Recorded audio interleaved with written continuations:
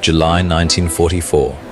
A sun-baked village in the Haute-Savoie region of occupied France. The air inside the small wood-panelled bistro is thick with the smell of stale tobacco and scorched coffee. Outside, the shimmering heat of the afternoon is broken only by the rhythmic crunch of jackboots on gravel, a passing German patrol. Inside, a man sits alone at a corner table. To any observer, he is a local labourer. Dusty trousers, a worn beret, eyes tired from a long day in the fields. But beneath the rough cotton of his shirt, his heart beats with a frantic, rhythmic intensity. He is a ghost, a man with no name, an operative of the British Special Operations Executive. He catches the eye of the waiter, a man whose neutrality is bought with silence. The operative raises his hand, signalling through the haze of the dim room. He utters no word, but his fingers do the talking. He holds up 3 fingers to order a round for the table he expects to be joined by shortly. It is a simple gesture, a universal sign. But as the waiter's eyes widen and a German officer at the far bar slowly sets down his glass, the air in the room turns frigid. In that silent, split-second movement of the hand, the operative has just signed his own death warrant. He has ordered 3 beers, but he has done so with the wrong fingers. The invisible tripwire of cultural identity has been snapped, and the long, dark shadow of the Gestapo is already closing in. To understand how a single hand gesture could lead to a catastrophic intelligence failure, one must first understand the desperate, high-stakes environment of 1940. The fall of France had left the British Isles isolated, staring across the English Channel at a continent that had been swallowed by the Wehrmacht's blitzkrieg. In the wake of the disaster at Dunkirk, Winston Churchill realized that conventional warfare would not be enough to reclaim Europe. On July 22, 1940, he issued a directive that was as radical as it was ruthless. Set Europe ablaze.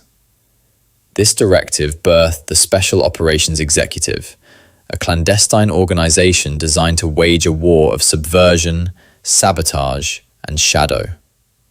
This was not the refined world of MI6's high society signals intelligence. This was ungentlemanly warfare. The mission was to infiltrate occupied territories, coordinate with local resistance movements, and cripple the German war machine from within. They were to blow up bridges, derail supply trains, and assassinate key officials, all while remaining completely invisible. However, by 1944, the mission had shifted in priority. The Allies were preparing for Operation Overlord, the invasion of Normandy. The success of the D-Day landings depended entirely on the Atlantic Wall being weakened from the inside. Section F, the French section, became the tip of the spear. If the German reinforcements could be delayed by even 48 hours, the beachheads might hold. If not, the invasion would be pushed back into the sea. The pressure to flood France with agents was immense. Thousands of men and women were recruited, often from the ranks of those who had fled the continent. They were chosen for their linguistic skills, their bravery, and their ability to blend into a crowd. But blending in was not merely a matter of speaking the language. France, under the occupation, was a labyrinth of checkpoints, identity cards, and papers, please. Every town had a kommandantur, and every cafe was a potential nest of informants. The German counterintelligence apparatus, specifically the Abwehr and the Sicherheitsdienst, had become terrifyingly efficient at spotting foreign intruders. They knew the British were coming. They knew that for every successful sabotage, there was a circuit of agents operating in the shadows. The struggle became a biological and psychological game of cat and mouse. An agent had to be more than a soldier. They had to be an actor who never broke character, not even in their sleep. Training at finishing schools like WWII was grueling. Instructors watched agents' every move, looking for the British tell.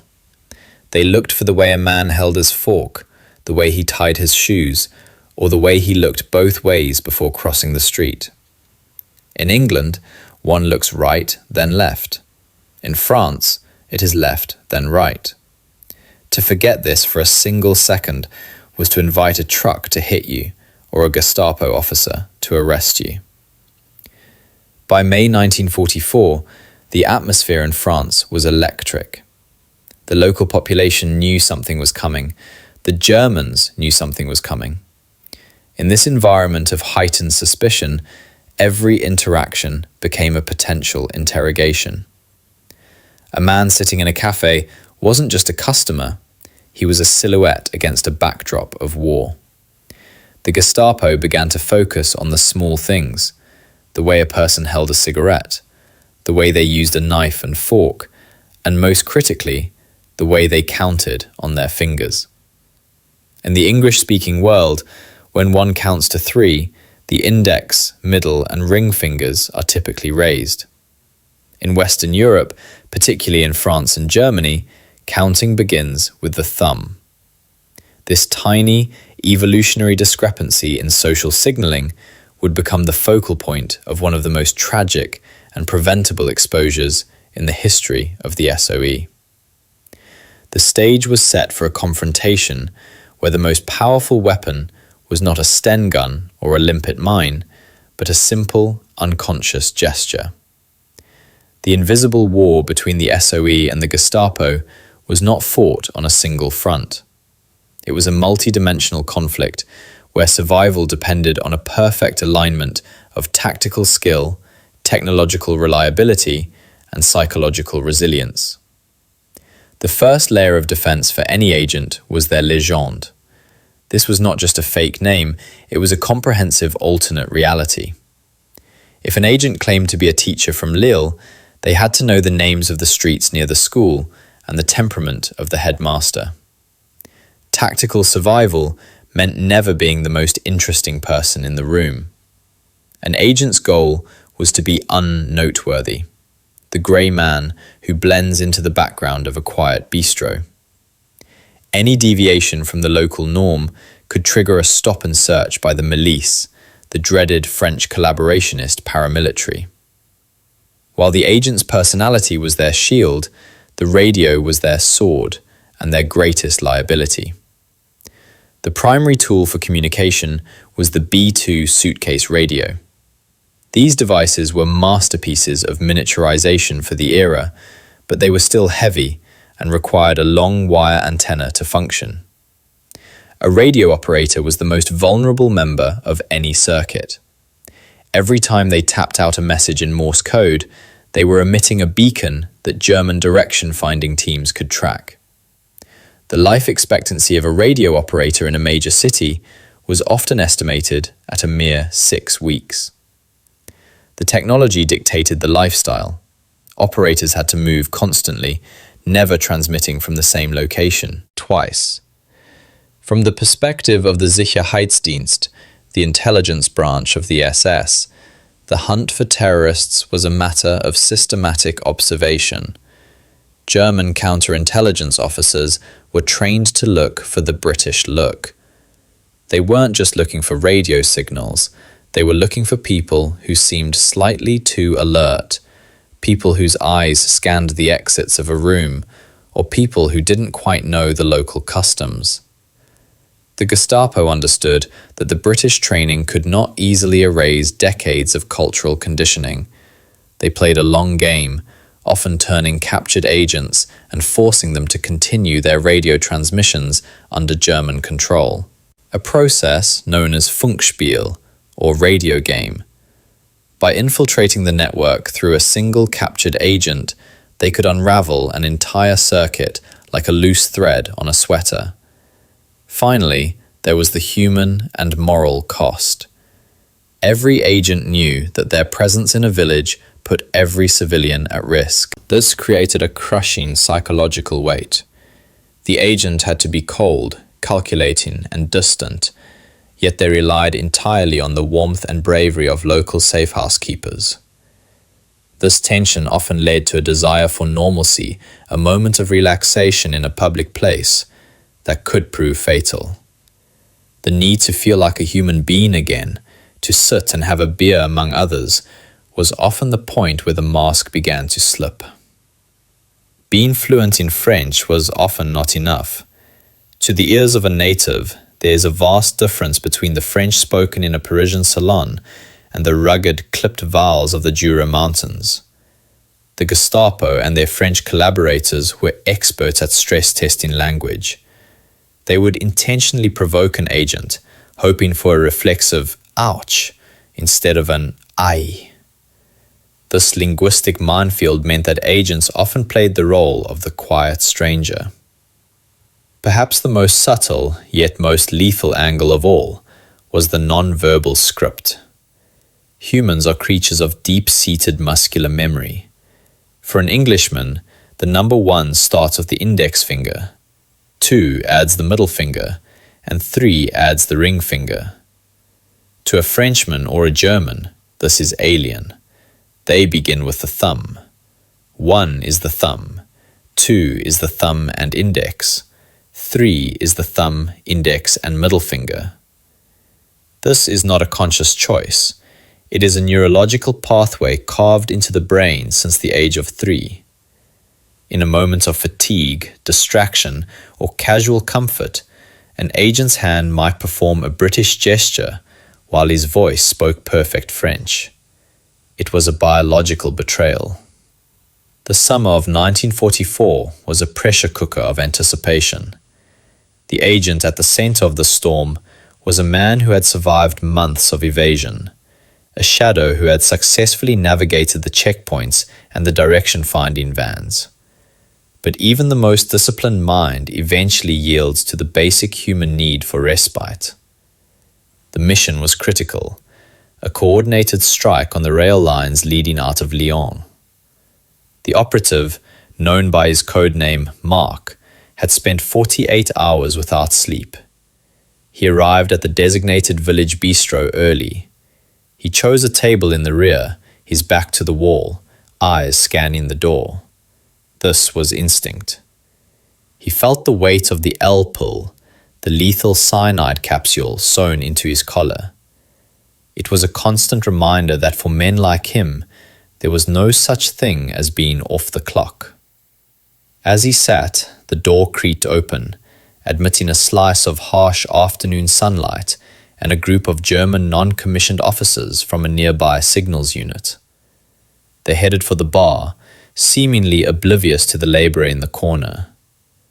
Marc felt the familiar tightening in his chest. He reached for a cigarette, then stopped. He had to stay calm. The waiter approached.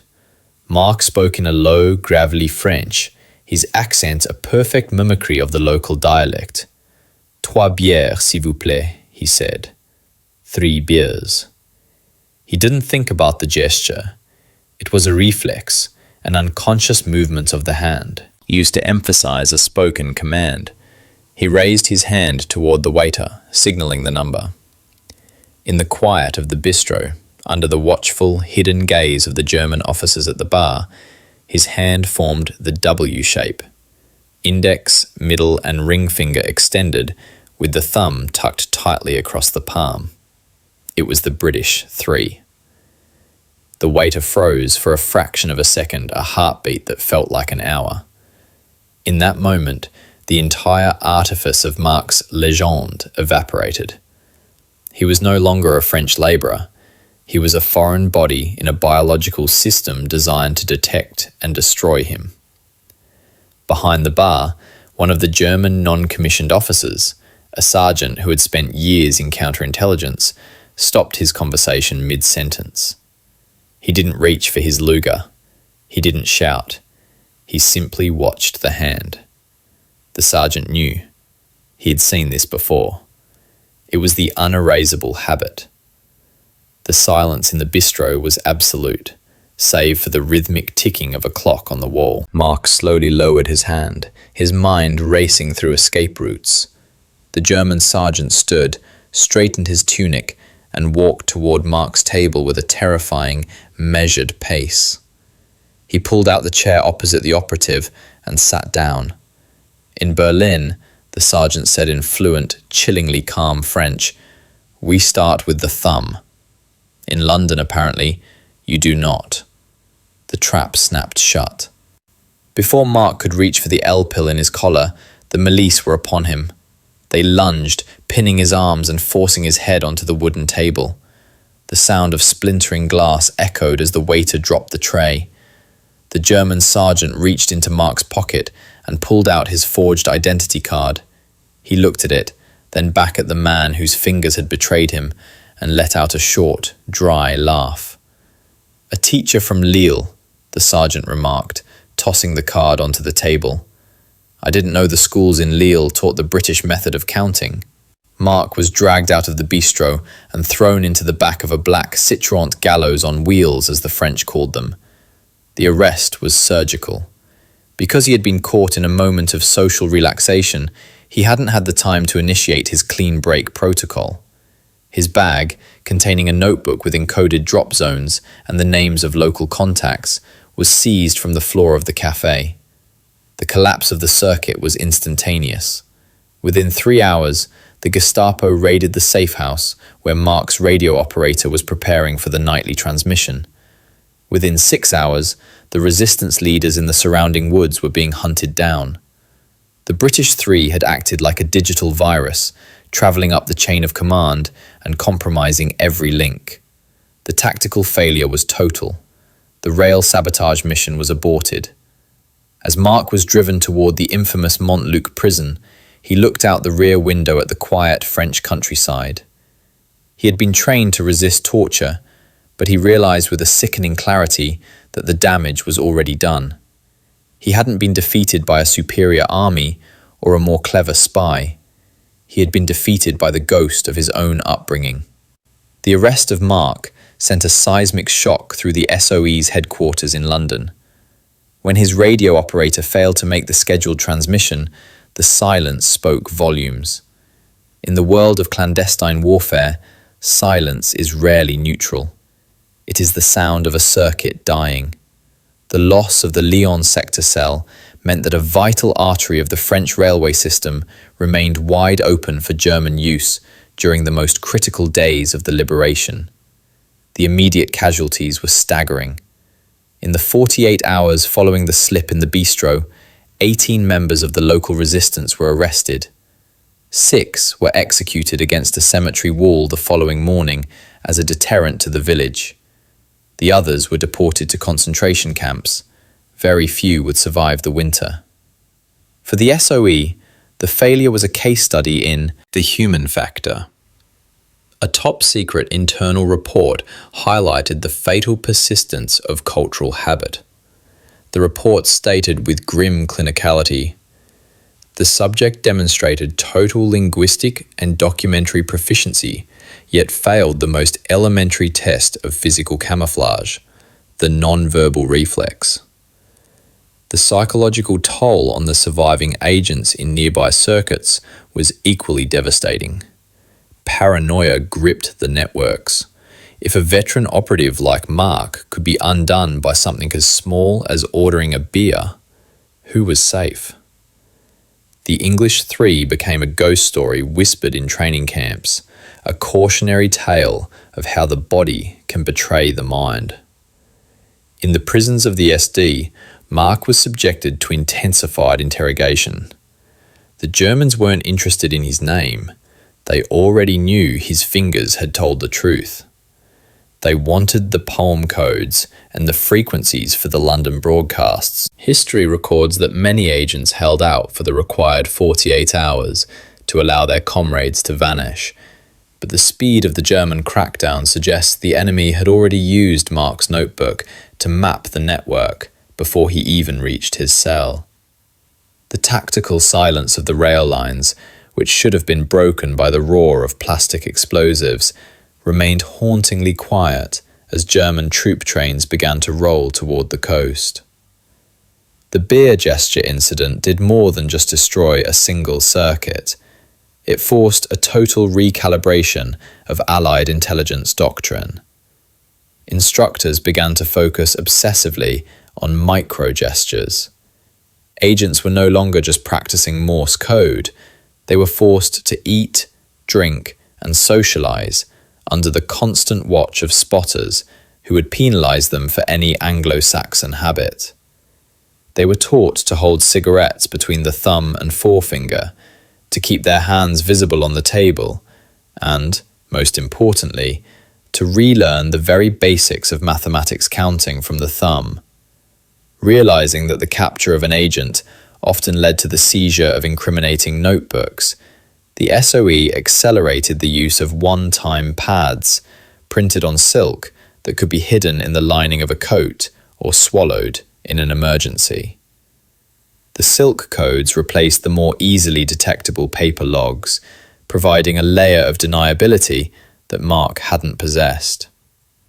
On a strategic level, the failure served as a grim warning for the Jedburgh teams dropped into France following D-Day. These teams were instructed to avoid urban centres and public spaces entirely, operating primarily from the woods and mountains to minimise the risk of cultural exposure. The era of the gentleman spy sitting in a cafe was effectively over. The war had moved into a phase of raw, kinetic resistance, where blending in was less important than striking fast and disappearing.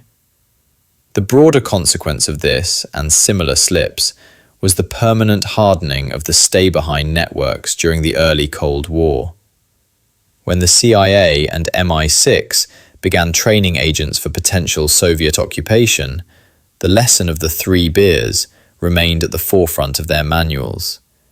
They understood that a man's passport could be perfect, his accent flawless, and his mission noble, but he would always be at the mercy of the muscle memory he had acquired as a child. The spy who killed himself with a gesture became a foundational myth of modern espionage. The reminder that in the world of shadows, the smallest detail is often the deadliest. History is often viewed through the lens of great movements, the clash of armies, the decisions of generals, and the shifting of borders. But the story of the 3 beers reminds us that the outcome of a global conflict can hinge on a space no larger than the palm of a hand. It is a sobering reflection on the limits of human transformation. We can change our clothes, our names, and even our languages, but we cannot easily rewrite the neurological scripts of our upbringing. This operative didn't fall to a superior weapon or a failure of courage. He fell to the most human of traits, the instinct to be himself. His story reveals a profound truth about the nature of identity. Even in an age of total war, where individuals are turned into instruments of the state, the core of who we are remains stubbornly, dangerously present. The British 3 stands as a monument to the fragility of deception. It serves as a reminder that in the high-stakes game of espionage, there is no such thing as a minor detail. Every movement, every glance, and every unconscious habit is a potential confession. In the end, the spy was not killed by the Gestapo. He was killed by the indelible fingerprint of his own cultura silent witness that spoke the truth when his life depended on a lie. The war would eventually be won, and the shadows would recede. But the lesson would remain etched in the manuals of every intelligence agency on Earth. The most dangerous weapon an enemy possesses is not the gun in his holster, but the eye that knows how to read the hand.